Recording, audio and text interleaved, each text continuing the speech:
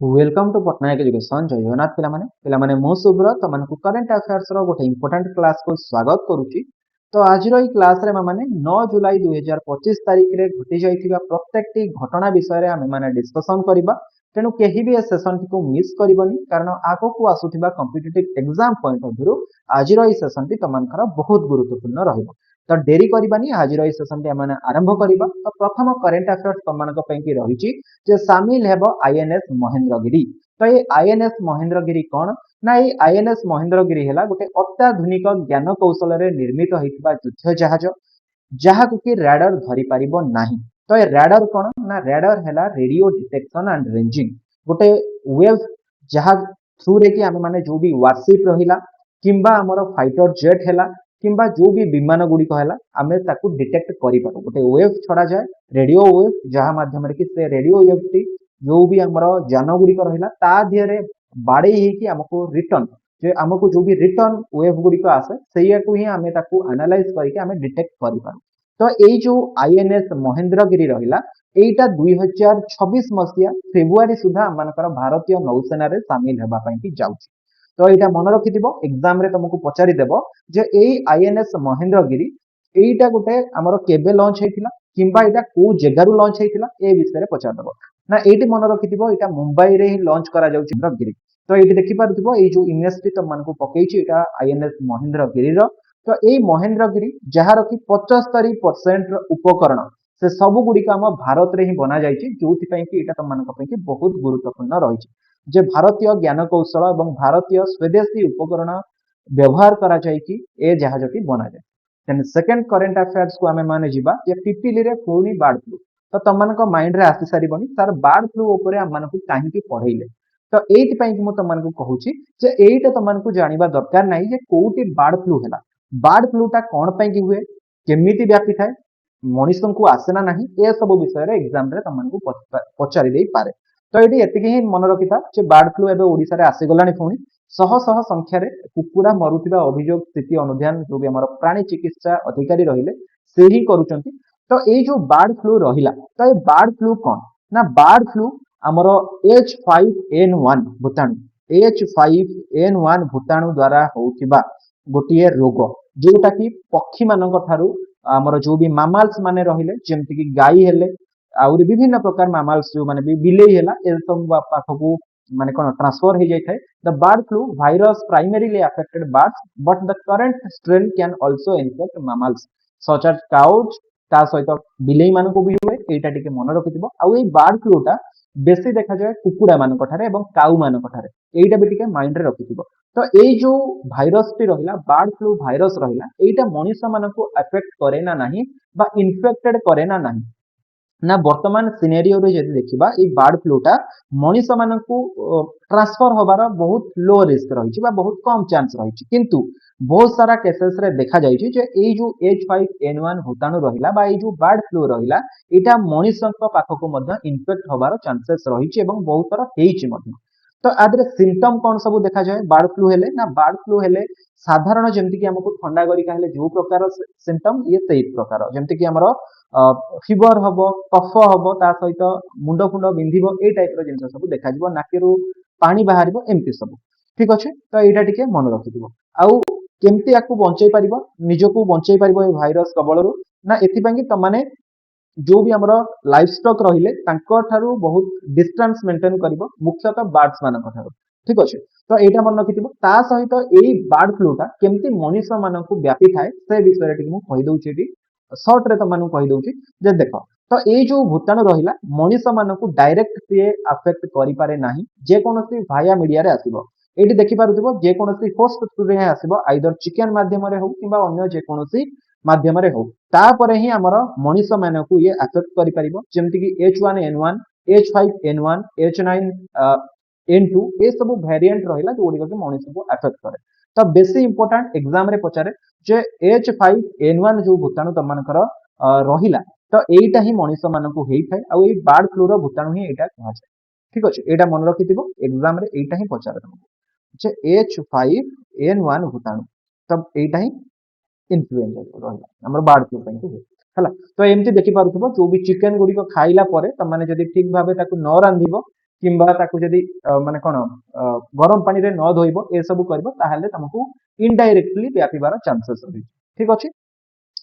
तो वर्तमान आमे माने हमर करंट अफेयर्स नंबर 3 को जिबा खूब शीघ्र पुरी महानगर निगम पई कि प्रकाश पाइबो विज्ञप्ति। तो आमर वर्तमान ए पर्यंत 5टी महानगर निगम थिला तो वर्तमान आउ गोटे महानगर निगम एथिरे ऐड होबाकू जाउची तो सेटा कोन ना ऑलरेडी जानि सारिबोनी जे पुरी महानगर निगम। तो ए नै मुख्यमंत्री जेतेबेले घोषणा सरला हमर मोहन माझी जेतेबेले घोषणा करि सारिले तापरे विभिन्न उन्नयन विभाग नगर उन्नयन विभाग पक्षरु प्रक्रिया सब चलीची। तो ग्रामांचल केतेक पंचायत जे कि महानगर रे शामिल हेबो से नै कि मध्य तर्जमा चलीची। ए सब विषय रे हमर जे नगर उन्नयन मंत्री कृष्ण चंद्र महापात्र सूचना दैछन ठीक अछि। तो एटी एतिकी तम माने केवल मन रखिबार कथा नाही तो एठी मन रखिबो कोन ना हमर म्युनिसिपालिटी कॉर्पोरेशन ऊपर टिके मन रखिबा दरकार जे खोर्धा डिस्ट्रिक्ट अंडर हमर जो भुवनेश्वर म्युनिसिपालिटी कॉर्पोरेशन रहिला जहाको हमें बीएमसी कहूचे तो ता विषय रे भी मन रखिबो हमर कटक म्युनिसिपालिटी कॉर्पोरेशन बा सीएमसी विषय रे मन रखिबो। तो टोटल एटी जदि म त मानकु कहिबी जे हम ओडिसा रे ए पर्यंत 5टी म्युनिसिपालिटी कॉर्पोरेशन अछि म्युनिसिपल कॉर्पोरेशन ता सहित आगो जदि पूरी मध्य हैला पूरी आदरे आडेले 6टी हमर हे जिवो ठीक अछि। एई जो 5टी म्युनिसिपल कॉर्पोरेशन रे रहिला ता धरे 249टी वार्ड मध्य रहिछि जेमति हमर ग्राम पंचायत रे हमर वार्ड रहिछि सेमति म्युनिसिपल कॉर्पोरेशन रे मध्य वार्ड रहिछि। तो खोर्धा डिस्ट्रिक्ट रे हमर भुवनेश्वर म्युनिसिपालिटी कॉर्पोरेशन आसुछि जोटा कि 1994 मसिया रे फॉर्मेशन होइतिला 67 ठार टोटल वार्ड रहिछि एवं लास्ट इलेक्शन 2022 रे हेतिला जोथि कि मेयर हिसाब रे सुलोचना दास जे कि बीजेडी हमर कोन बीजेडी पार्टी रो ही आसिचंदी बिजू जनता दल रो ही आसिचंदी ये इलेक्ट हेके। देन कटक कथा भी मन रखिथिबो कटक म्युनिसिपल कॉर्पोरेशन जोटा कि 1994 सेम ईयर रे एटा फॉर्मेशन हेतिला वार्ड संख्या 59 2022 रे लास्ट इलेक्शन हेतिला सुभाष चंद्र सिंह जे कि सेम बीजेडी पार्टी रो ही बिलोंग्स करंती ये तार मेयर अछंदी। देन गंजाम रो बरमपुर आमे जदि कहबा बरमपुर म्युनिसिपल कॉर्पोरेशन जोटा कि 2008 मसिया रे फॉर्मेशन हेतिला टोटल वार्ड संख्या जदि देखिबा 42 टी रहिछि एवं लास्ट इलेक्शन 2022 मसिया रे हेतिला जे कि संघमित्रा दळई अछंती यार मेयर हिसाब रे ये भी मध्य बीजेडी। तो एटी मन रखिया को अति सहज जे 3 जण जाक मेयर जे कि बीजेडी पार्टी रो बिलोंग्स करंती एवं भुवनेश्वर कटक जे कि 1994 मसिया रे फॉर्मेशन हेतिला एवं बरमपुरटा 2008 मसिया रे तापरे हमर जेतेबेले तृतीय पर्याय आसला सेतेबेले दुईटा हमर म्युनिसिपल ऐड करा गला गोटे हला संबलपुर म्युनिसिपल कॉर्पोरेशन गोटे हला राउरकेला म्युनिसिपल कॉर्पोरेशन ये संबलपुर जाउची संबलपुर डिस्ट्रिक्ट रे राउरकेला जाउची हमर सुंदरगढ़ डिस्ट्रिक्ट रे ठीक अछि। दुईटा जाक सेही 2014 मसिया रे ये फॉर्मेशन हेतिला वार्ड संख्या 41 40 एगुडा को मन रखिबा आवश्यकता नाही आउ एठी इलेक्शन हेनी ए पोस्ट गुडी को वैकेंट अछि।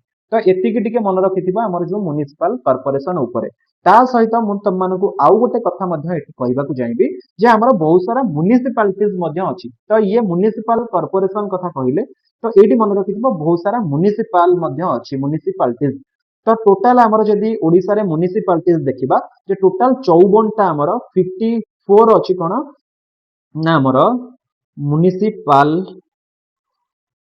तो टोटल 54 टी म्युनिसिपालिटीज अछि एटा मन रखिबो। ए म्युनिसिपालिटीज गोडा कोन ना जेमति कि अनुगुळ हैला हमर बालेश्वर हैला ता सहित हम जगतसिंहपुर कथा भी तुमको एग्जांपल ले बुझाई देबी जे हमर जगतसिंहपुर हैला जगतसिंहपुर रे दीटा म्युनिसिपल हमर कोन म्युनिसिपालिटीज हमर दीटा कोकोटा कोना जगतसिंहपुर म्युनिसिपालिटीज गोटे पारादीप म्युनिसिपालिटीज गोटे तो दुईटा म्युनिसिपालिटीज हमर जगतसिंहपुर रे रहिछि। तो एई जो 54 टा म्युनिसिपालिटीज रहिला आदिरे 1062 टा वार्ड मध्य अछि। तो टोटल 1062 टा वार्ड मध्य अछि जेमति कि हमर पंचायत रे वार्ड एवं म्युनिसिपल कॉर्पोरेशन जेमति वार्ड रहउछि हैला। तो एगुडा को तुमको बेसी मन रखिबा किछि आवश्यकता नाही केवल म्युनिसिपालिटीज अछि 54 टा ता देरे 1062 टा वार्ड अछि आ म्युनिसिपल कॉर्पोरेशन ऊपर जेतिको कथा भी तमने कहिली ए सब गुडी को मन रखिबो तमनको गुरुत्वपूर्ण रहइबो। देन हमें चतुर्थ नंबर करंट अफेयर्स को जिबा जे मोहन सामल पुणी हेले बीजेपी राज्य सभापति। तो बीजेपी पार्टी रो बा हमर भारतीय जनता पार्टी रो नुआ सभापति हिसाब रे एई गतकाली तांकर जो भी रहिला कोन इलेक्ट हेके आसिचंती राज्य सभापति हिसाब रे। तो एई मोहन सामल बा मनमोहन सामल जे भी रहिले मनमोहन सामल ଆମର ଯେତେବେଳେ ବି ବିଜେପି ରାଜ୍ୟ ସଭାପତି ହିସାବରେ ଇଲେକ୍ଟ ହେଲେ ତ ସେ ଏକମାତ୍ର କ୍ୟାଣ୍ଡିଡେଟ୍ ଥିଲେ ଯିଏକି ନାମାଙ୍କନ ଦାଖଲ କରିଥିଲେ। ଠିକ ଅଛି, ତାଙ୍କ ଛଡା ଆଉ କେହି ବି ନାମାଙ୍କନ ଦାଖଲ କରିନଥିଲେ, ଯାହା ଫଳରେ କି ଇଲେକ୍ସନ ହେଇନଥିଲା ଏବଂ ସର୍ବସହମତିରେ ନିର୍ଦ୍ୱନ୍ଦରେ ସେ ନିର୍ବାଚନ ହେଇକି ମନମୋହନ ସାମଲ ଆମର କଣ ହେଲେ ନା ରାଜ୍ୟ ସଭାପତି ହେଲେ ବିଜେପି ପାର୍ଟିର। ଠିକ ଅଛି, ଆଙ୍କ ନାଁ ଯିଏକି ଆମର ନିର୍ବାଚନ ପର୍ଯ୍ୟବେକ୍ଷକ ସଞ୍ଜୟ ଜୟସ୍ୱାଲ ଏଇଠି ବସିଛନ୍ତି, ଦେଖିପାରୁଥିବେ ଫଟୋ ପକେଇଛି, ଇଏ ଆମର ବୈଜୟନ୍ତ ପଣ୍ଡା, ଇଏ ଆମର ପ୍ରତାପ ଷଡଙ୍ଗୀ, ଦେନ୍ ତାଙ୍କ ସହିତ ଦେଖିପାରୁଥିବ ଏଠି। ତ ଏମାନେ ବସିକି ହିଁ ତାଙ୍କ ନାଁକୁ ଘୋଷଣା କରିଥିଲେ। ଚତୁର୍ଥ ଥର ପାଇଁ କି ରାଜ୍ୟ ସଭାପତି ହିସାବରେ ଇଏ ନିର୍ବାଚିତ ହେଇଛନ୍ତି ମନମୋହନ ସାମଲ, ଫୋର୍ଥ ଟାଇମ୍। ଠିକ ଅଛି, ଏଇଟା ମନେ ରଖିଥିବ। ଏଇଟା ଏତେ exam point of view important ନୁହଁ, ତଥାପି ଯେହେତୁ ଗୋଟେ କହିପାରିବା ଓଡ଼ିଶାରେ ଘଟଣା ଗୋଟେ ଘଟି ସାରିଛି ତ ସେଥିପାଇଁ ହିଁ ମୁଁ ତମମାନଙ୍କୁ କହିଦେଲି। ଦେନ୍ ତମମାନଙ୍କର କରେଣ୍ଟ ଆଫେୟାର୍ସ ନମ୍ବର 5 ଯୋଉଟା କି ଟିକେ ଗୁରୁତ୍ୱପୂର୍ଣ୍ଣ ତମମାନଙ୍କ ପାଇଁ କି ରହୁଛି, ଯେ ଯୁଦ୍ଧ ବିମାନ ଦୁର୍ଘଟଣାଗ୍ରସ୍ତ ହେଇଛି, 2 ଜଣ ମୃତ। ତ ଏଇ ଯୋଉ ଯୁଦ୍ଧ ବିମାନ ଦୁର୍ଘଟଣାଗ୍ରସ୍ତ ହେଲା ତ କୋଉଠି ହେଇଛି ନା ରାଜସ୍ଥାନ ହେଇଛି। ତ ରାଜସ୍ଥାନର ଗୋଟେ ଚୁର ଜାଗା ଅଛି, ସେଇ ଚୁରରେ ଆମର ଭାରତୀୟ ବାୟୁସେନାର ଗୋଟେ ଲଢୁଆ ବିମାନ ଏଇ ବୁଧବାର ଯୋଉ ହେଲା ଗତକାଲି ଦୁର୍ଘଟଣାଗ୍ରସ୍ତ ହେଇଛି। ଏ ଲଢୁଆ ବିମାନର ନାଁ ଟିକେ ମନେ ରଖିଥିବ, ଜାଗୁଆର। ତ ଏଇ ଜାଗୁଆର ଲଢୁଆ ବିମାନ ଯୋଉଟା ହେଇଛି ଏଇ ରାଜସ୍ଥାନରେ ଏଇଟା ସେକେଣ୍ଡ ଟାଇମ ପାଇଁ କି ହେଇଛି, ଏଇ 5 ମାସ ଭିତରେ 5 ମାସ ଭିତରେ ଏଇଟା ସେକେଣ୍ଡ ଟାଇମ ପାଇଁ ହେଇଯାଇଛି। ତ ଏଇ ଯୋଉ ବିମାନଟି ତମମାନଙ୍କୁ ଫଟୋରେ ଦେଇଛି ଏଇଟା ହିଁ ଜାଗୁଆର ଲଢୁଆ ବିମାନ। ଠିକ ଅଛି, ଆମ ଭାରତୀୟ ବାୟୁସେନାର। ତ ଏଇ ଯୋଉ ଘଟଣାଟି ଘଟିଛି ବା ଆମର ଦୁର୍ଘଟଣାଟି ଘଟିଛି, ତ ଆ ଦେହରେ ଯୋଉ ବି ତାର 2 ଜଣ ଯାକ ପାଇଲଟ ଯୋଉମାନେ ବି ରହିଲେ, ଆମେ କହିପାରିବା ଯୋଉମାନେ ବି ତାର ଜାହାଜକୁ ଉଡଉଥିଲେ ଯୋଉମାନେ ବି, ତ ସେମାନଙ୍କର ଆ ଦେହରେ ମୃତ୍ୟୁ ହେଇସାରିଛି ବା ଦେହାନ୍ତ ଘଟି ସାରିଛି। ଏଇ ଯୋଉ ଆମେ କହିଲେ ଜାଗୁଆର, ତ ଏଇଟା ଗୋଟେ ବ୍ରିଟିଶ ଆଉ ଫ୍ରାନ୍ସିସ ସୁପରସୋନିକ ଜେଟ୍ ଗୋଟେ, ଏଇଟା ମନେ ରଖିଥିବ, ମାନେ ଯୋଉ ଗୋଟାକ କି ଆମର ଆଟାକ କରେ, ଆଟାକ ଗୋଟେ ଜେଟ୍ ୟାକୁ କହିପାରିବା, ଯୋଉଟାକ କି 36,000 ଫୁଟ ଉଚ୍ଚତାରେ ଉଡିବାକୁ ଆର ସକ୍ଷମ ଅଛି ବା ବହୁତ ହାଇଟରେ ଇଏ ଉଡି ପାରିବ। ତା ସହିତ ମାତ୍ର 1.5 ମିନିଟ ମଧ୍ୟରେ ଇଏ 30,000 ଫୁଟ ଉଚ୍ଚତାରେ ପହଞ୍ଚି ପାରିବ। 30,000 ଫୁଟ ଉପରକୁ ପଳେଇବ ମାତ୍ର 1.5 ମିନିଟ ଭିତରେ। ତାମାନେ ଭାବି ପାରୁଥିବ ଯେ କେତେ ଅଧିକ କାପାସିଟି ୟାର ରହିଛି। ତା ସହିତ 600 ମିଟର ଗୋଟେ ଛୋଟ ରନୱେରୁ ମଧ୍ୟ ଇଏ ଉଡାଣ କିମ୍ବା ଅବତରଣ କରିପାରିବ, ମାନେ ବେଶୀ ବଡ ରନୱେ ଦରକାର ନାହିଁ ଏହା ପାଇଁ କି। 600 ମିଟର ଗୋଟେ ଛୋଟ ରନୱେରୁ ଇଏ ଟେକ୍ ଅପ୍ କରିବ ଏବଂ ଲ୍ୟାଣ୍ଡିଂ ମଧ୍ୟ କରିପାରିବ। ଏତିକି ତମମାନଙ୍କୁ ଜାଗୁଆର ବିମାନ ବିଷୟରେ ମନେ ରଖିବା ଦରକାର। ଆରି ଭିତରୁ ଯଦି ବି କିଛି ପଚାରେ ଏକ୍ସାମ ରେ ପଚାରିବ, ଆ ବାହାରୁ କିଛି ବି ତମମାନଙ୍କୁ ପଚାରିବନି, ଏତିକି ମନେ ରଖିଥାଅ। ଦେନ୍ ଆମର ଆଜିର ଲାଷ୍ଟ କରେଣ୍ଟ ଆଫେୟାର୍ସ ବିଷୟରେ ଡିସ୍କସନ କରିବା, ଯୋଉଟା କି ତମମାନଙ୍କର ଏକ୍ସାମ ରେ ପଡିବାର ଚାନ୍ସେସ୍ ଅଛି। ମୋଦିକୁ ନାମିବିୟାର ସର୍ବୋଚ୍ଚ ବେସାମରିକ ସମ୍ମାନ ବା ଆମେ ଯଦି କହିବା ହାଇଏଷ୍ଟ ସିଭିଲିଆନ ଆୱାର୍ଡ, ତାଙ୍କର ବେସାମରିକ ମାନେ ସିଭିଲିଆନ ଆୱାର୍ଡ ହେଲା, ବେସାମରିକ ସାମରିକ କ୍ଷେତ୍ରରେ ନୁହଁ, ଆର୍ମି କ୍ଷେତ୍ରରେ ନୁହଁ, ତେଣୁ ବେସାମରିକ ମାନେ ସିଭିଲିଆନ ଆୱାର୍ଡ, ତାଙ୍କର ହାଇଏଷ୍ଟ ସିଭିଲିଆନ ଆୱାର୍ଡ, ଯାହାର କି ନାଁ ହେଲା ଅର୍ଡର ଅଫ ଦ ମୋଷ୍ଟ ଏନସିଏଣ୍ଟ ୱେଲିସା ମାରିବେଲ। ଠିକ ଅଛି, ଏଇ ଗୋଟାକ ଦେଖୁଛ, ଅର୍ଡର ଅଫ ଦ ମୋଷ୍ଟ ଏନସିଏଣ୍ଟ ୱେଲିପେଣ୍ଟିଆ ମେରିବେଲ୍ସ ସମ୍ମାନ ପ୍ରଦାନ ହେଇଛି ତାଙ୍କୁ। ଏଇ ଯୋଉ ସ୍ୱତନ୍ତ୍ର ଉତ୍ସବ ହେଇଥିଲା, ଆ ଦେହରେ ନାମିବିୟାର ରାଷ୍ଟ୍ରପତି ଯିଏକି ଡ ନେଟୁମ୍ବୋ ଯିଏକି ତାଙ୍କୁ ଏ ଆୱାର୍ଡଟି ପ୍ରଦାନ କରିଛନ୍ତି। ତ ଏଇଠି ଦେଖିପାରୁଥିବ another one PM Modi confirm with Namibia highest civilian award. ତ ଏଠି ନରେନ୍ଦ୍ର ମୋଦିଙ୍କୁ ଦେଖୁଥିବ ଏବଂ ଡ ନେଟୁମ୍ବୋ ଏ 2 ଜଣଙ୍କୁ ଦେଖୁଥିବ, ଇଏ ତାଙ୍କର ରାଷ୍ଟ୍ରପତି, ସେ ହିଁ ପ୍ରଦାନ କରିଛନ୍ତି, ହାତରେ ଧରିଛନ୍ତି, ତା ସହିତ ବେକରେ ମଧ୍ୟ ଏଇ ଗୁଡାକ ଗୋଟେ ଆମର କଣ କହନ୍ତି ସେଟାକୁ, ମୋର ପ୍ରପରଲି ମନେ ପଡୁନି, ଯୋଉମାନେ ବି ଜାଣିଛ ମତେ କମେଣ୍ଟରେ ଟିକେ କମେଣ୍ଟ କରିଦିଅ। ଠିକ ଅଛି, ମୋର ପ୍ରପର ୱାର୍ଡ ତାର ମନେ ପଡୁନି, ଯୋଉଟାକୁ ପକେଇଥାନ୍ତି ବେକରେ। ଠିକ ଅଛି, ତ ପ୍ରଦାନ କରିଛନ୍ତି, ଏଇଟା ମନେ ରଖିଥିବ। ମୋଦିଙ୍କର ଏଇଟା 27ତମ ଏବଂ ଏଇ ଗ୍ରସ୍ତ ଯୋଉ କରିଛନ୍ତି ହେଲା, ସେ ଗ୍ରସ୍ତର ଚତୁର୍ଥ ସର୍ବୋଚ୍ଚ ବେସାମରିକ ସମ୍ମାନ ପାଇଛନ୍ତି। ତ ଏଇଟା 27th ଇଣ୍ଟରନ୍ୟାସନାଲ ଅନର ମୋଦିଙ୍କର, ଏଇଟା ମନେ ରଖିଥିବ। ଏବଂ ଇମ୍ପୋର୍ଟାଣ୍ଟ ରହିଛି ଯେ ଏକ୍ସାମ ରେ ତମମାନଙ୍କୁ ପଚାରି ଦେଇପାରେ ଯେ ଯେତେବେଳେ ଆମର ପ୍ରଧାନମନ୍ତ୍ରୀ ନାମିବିୟା ଯାଇଥିଲେ, ତ ନାମିବିୟାରେ ସେ ଯୋଉ ଆୱାର୍ଡଟି ପାଇଛନ୍ତି କୋଉ ଆୱାର୍ଡ, କିମ୍ବା ତମମାନଙ୍କୁ ନାମିବିୟାର ରାଷ୍ଟ୍ରପତିଙ୍କ ବିଷୟରେ ପଚାରି ଦେଇପାରେ କରେଣ୍ଟ ଆଫେୟାର୍ସରେ, କିମ୍ବା ମୋଦି ନାମିବିୟାରେ ଯୋଉ ଆୱାର୍ଡ ପାଇଛନ୍ତି ସେଟା କେତେତମ ଆୱାର୍ଡ ପାଇଛନ୍ତି, ତ ଏ ସବୁ ବିଷୟରେ ତମମାନଙ୍କୁ ଏକ୍ସାମ ରେ ପଚାରି ଦେଇପାରେ। ତ ପିଲାମାନେ ଏତିକି ଥିଲା ତମମାନଙ୍କ ପାଇଁ ଆଜିର ଗୁରୁତ୍ୱପୂର୍ଣ୍ଣ ଘଟଣା। ଯଦି ସେସନଟି ତମମାନଙ୍କୁ ଭଲ ଲାଗିଛି ନିଶ୍ଚିନ୍ତ ଭାବେ ଲାଇକ୍ କରିବ, କମେଣ୍ଟ କରିବାକୁ ଭୁଲିବନି, ସେୟାର କରିବ ସମସ୍ତଙ୍କ ସହ, ଆଉ ଚ୍ୟାନେଲରେ ଯଦି ନୂଆ ଅଛ ଚ୍ୟାନେଲକୁ ସବସ୍କ୍ରାଇବ କରିବ ଏବଂ ସାଇଡରେ ଥିବା ବେଲ ଆଇକନକୁ ପ୍ରେସ୍ କରି ଅଲ୍ ନୋଟିଫିକେସନକୁ ଅନ୍ କରିଦେବ। जहा फल कि तुम मैंने आम सहित जोड़ी रही पार एवं क्लास हबार तुम मानक अध घंटाए पूर्व तुमको इनफर्मेशन मिल नोटिफिकेशन मध्यम ता सहित जो मैंने भी लाइव क्लास एवं रेकर्डेड क्लास करने को चाहूच आम पट्टनायक एजुकेशन सहित जोड़ी होगी तुमको टाइमिंग कहीदे 9:45 AM रे गोटे लाइव क्लास तुम मानकर होची एवं तुम मानकर 2:30 रे गोटे लाइव क्लास होची 2:30 PM ता सहित आउ दुईटा क्लास कथा कहूची ए जो सेशन टी तुम माने देखुच 7 AM रे तुम मानकर ए क्लास टी होची ए जो करंट अफेयर्स ता तुम मानकर 10 टी इंपोर्टेंट करंट अफेयर्स किंबा गोटे दिन गुरुत्वपूर्ण करंट अफेयर्स होची ता सहित संध्या 7 PM रे तुम मानकर ये मध्य लाइव क्लास होची तो ये जो लाइव क्लास रहिला तुम माने देखि नब 9:45 2:30 एवं संध्या 7टा बेले तीनटा लाइव एवं ये जो गोटे क्लास रहिला 7टा सकाळ 7टा जोटा कि तुम मानकर ए क्लास देखुछ एटा रेकॉर्डेड क्लास कारण एते बड़ क्लास हबनी केवल आमे गुरुत्वपूर्ण जो भी इंपोर्टेंट करंट अफेयर्स से आमे डिस्कशन करिनबा